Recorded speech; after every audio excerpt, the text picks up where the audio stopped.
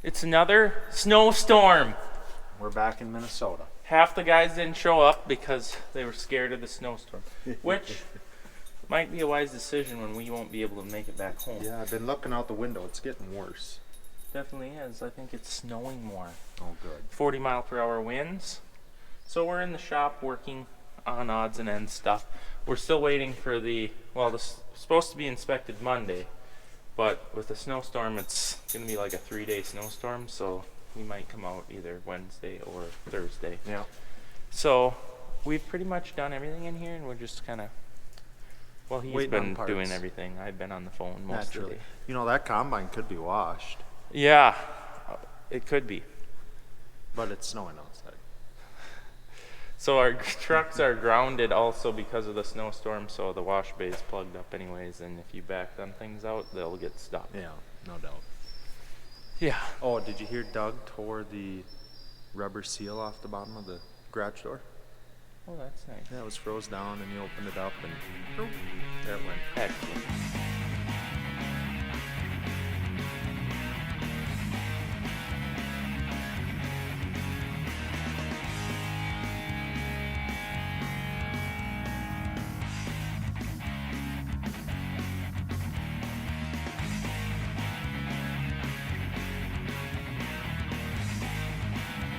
So what I realized that we never really talked about furrow force. Like we talked about it all through the season, the growing season, and we never did come up with our yield results for that. So kind of watching it through operating the combine and looking on the yield maps, unfortunately there was no benefit. It was pretty much a wash. Mm-hmm. Now, we have seen 2 years ago, we've seen massive results. We only had 4 rows on there, but it tasseled much sooner. We are doing it again this year, side by side. They're on there. We're doing 12 rows of furrow force, 12 rows of deer closing system. I think the major factor was too dry conditions this spring. So the benefit of furrow force is to close the trench. Well, we have a lot of wet springs, so we can't close the V.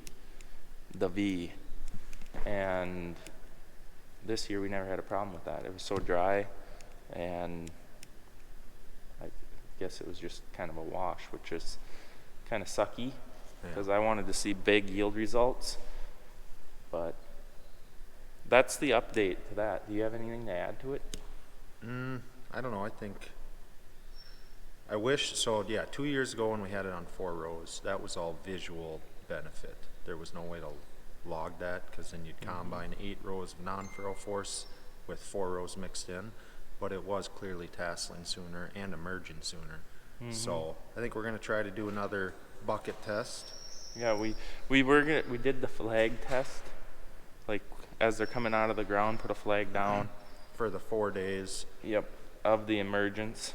Yeah. And that went really good until we got there with the combine. We picked all of the ears off, put them in separate buckets. We're gonna weigh them. All those mid-harvest, we just threw them in the garage.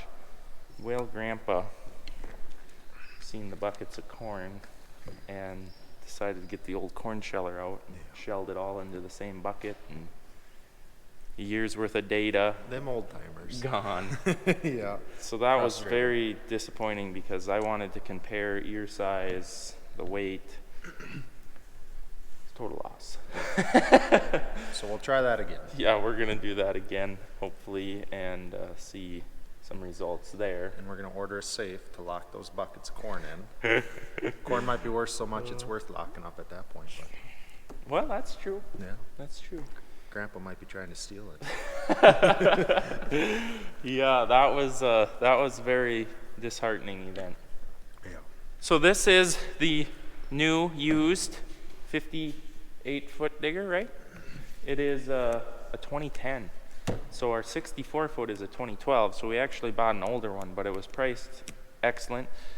Plus, it was extremely low acred. I was in the shed. So when me and Eric were at the meet and greet and the farm show and, having fun, poor Brody had to put all these on. So they used to be bolt-on shovels, but we have the knock on, the real quick. It's got a tool you shove in there, hit it with a hammer, shovel flies off. Really speeds up the process of changing them. So he had to put the brackets on, take all the old shovels off, the bolt-ons off, and also it has AccuDepth. Works great with a green tractor, doesn't work at all with a red tractor without the special cab wiring harness. And this lovely, what I found yesterday, $4,000 valve to convert basically green to red, which is really unfortunate. Luckily, I bought this valve used off of Craigslist or Facebook or something. Now the guy sprayed something on with his digger, with the digger that valve came off of. So everything's extremely rusted, so we're gonna buy new solenoids because this is junk. Extreme junk. And I don't think that would make it. No, and that's the good solenoid. The one on the bottom is, I don't think it's coming apart. Yeah, so we're just trying to get this thing operational, set up the way we want it before spring comes and we have to rush. Because it took Brody, also he put tire sealant in all the tires, which he did say took like almost a whole day just to tire sealant, because you got to let the air out, pump the fluid in. I think he used 4 or 5 gallons. He used 9. What? 9 gallons to do all the digger tires on it. But he plugged a hole with that. Impressive stuff. I hope that holds up. It's the right one. Good. I know just the guy that knows how to do these. Over a pit. Doug pawned this off onto me now. Oh boy. Swallowing up old hose. So the trucks are grounded, like I said earlier, and we got a leaky brake chamber on it. So we need, well, it's on the trailer actually, so this is the next project. Is this one of them things that you get your fingers stuck in? I suppose. What do they call that? Chinese trap. Something. Torture trap. Something trap. Fly trap? That's the best they can come up with. I think that it's already cracked. It's like, why even fix this hose? I don't think he's got the right size. Let's go do a brake chamber. So here's what we are having for an issue here. The air is leaking out of the brake chamber right here. Put your finger over it. There's a large amount of air coming out and you can hear it. So that means the what? I imagine a diaphragm is cracked or tore or something in there. I don't know. We looked up parts compared to replacing the whole chamber, brake chamber, and it's not much difference, so we're just going to replace it. Alright, well. Plus, isn't it kind of a death trap taking them things apart? Yeah, one of the sides is spring loaded and I don't know which side it is, so let's just not do that.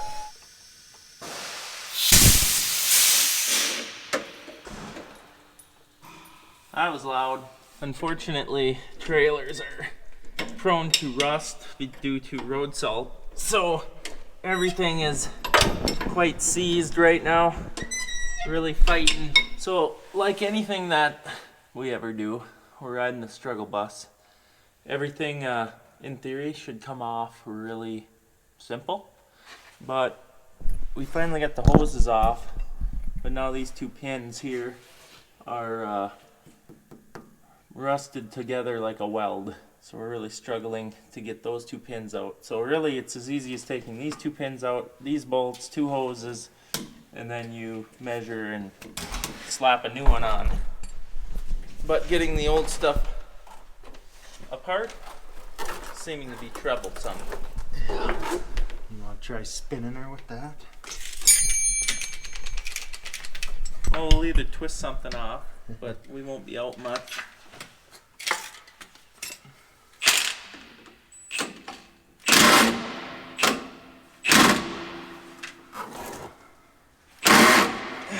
Yeah. So that's rounded off.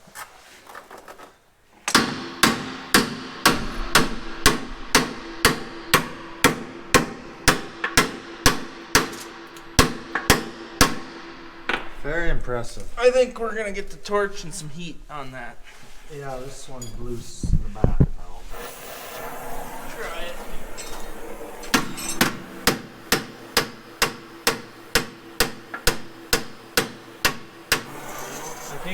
some. More heat. How much do you like your pliers? Sometimes it's one of those jobs that you'll sacrifice any tool to get, you know? Good grip.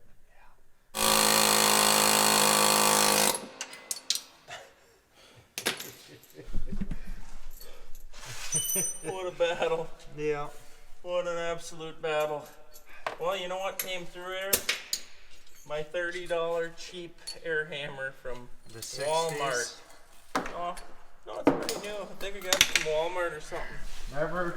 Never leave your hat behind. Scrap guys will love this. So we had to cut off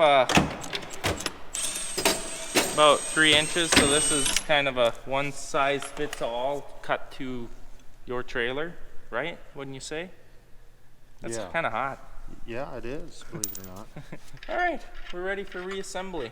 This should go better than the disassembly. I think those spicy pickles at dinner, they're not getting along. So I'll be happy to go lay on my side under a semi. Good, at least you're not complaining. You got the new pin and all that fancy goosey stuff. Oh, shoot, that pin I launched, I think it went down the floor drain. The other one, which is also junk.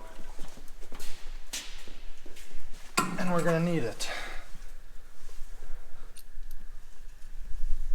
Well, that's good. I'll go see if I can't find it. You wanna get the airlines on, everything else, and I'll get one pin? Well, I tell you what. You fix one problem, and you create 5 others. So now, where this swivels on this pipe, or hose, is now leaking tremendously, way worse than the brake chamber was ever leaking. So now we gotta order a new hose and do that all over again. But that ain't gonna happen today. So I was at the local parts store the other day, and I seen me a plasma cutter that I had to purchase. So now that we have a plasma cutter, something better than a torch, we are going to torch these slotted holes. We're gonna plasma cut these slotted holes bigger so that he has to run with the bucket tilted back to get the cutting edge to touch the ground right now, just because we added 1.5 inches. So we're gonna notch these as much as we can to raise it up more. Hopefully it can run better so we can push snow, because she's really piling up out there.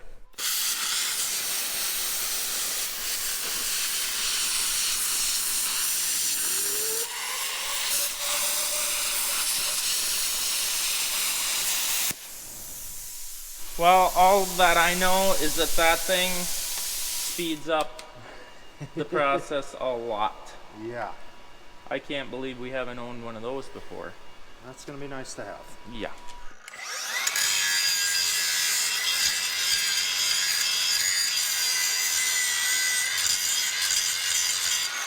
So we got the first one on, or up as high as we can possibly go here, and that looks a lot nicer. We're getting there. That's it. We're getting there. I might go out tonight and push some snow. Oh gosh. We just got a phone call and said if we want to get home, we probably should think about getting out of here. So roads are drifting in and the wind is a whipping. The camera doesn't even, it's not even worth showing because it doesn't even pick up how bad it really is out.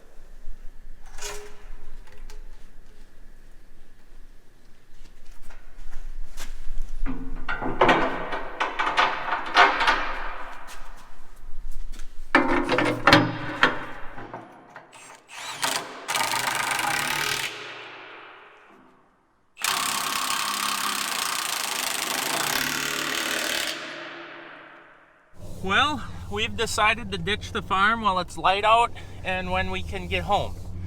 So I'm taking you with just to see if I get into anything exciting. We got traction control turned off and we're just gonna hammer through the yard here, try and get out.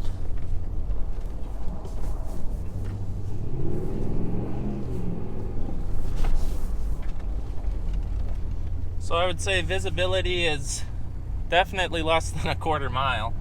We'll see what it's like out in the open though. So we had a few nice days here and we lost a lot of the snow cover in the fields, but I want to show you, it's what we call snert, dirt snow, basically. So see that right there? That's when the dirt is actually blowing out of the field, like off of spots like, well, really anywhere it's dark out there. And it takes the topsoil and brings it with the snow. And then your snowbanks, you probably wouldn't want to eat them anymore because you're gonna have some grit.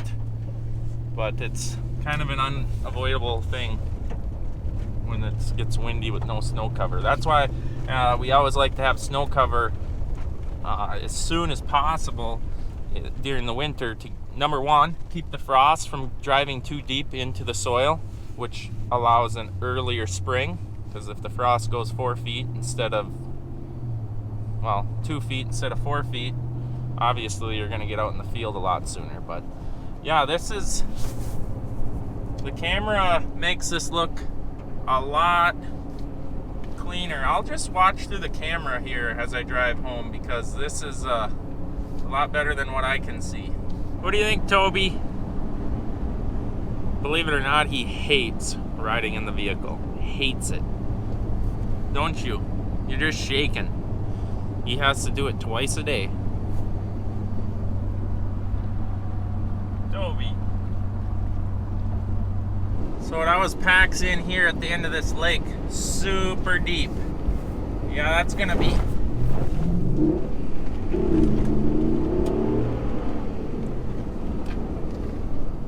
Yeah, that hit the front bumper. Just gotta commit or you're gonna get stuck.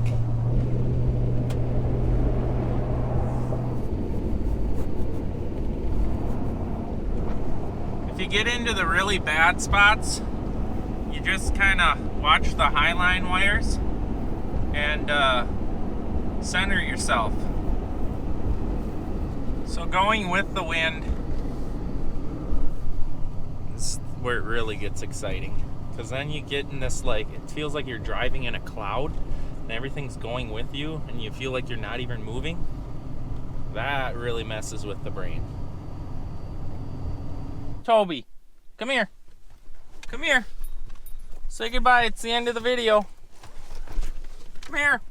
Hey, he just wants to get out. All right. See you later.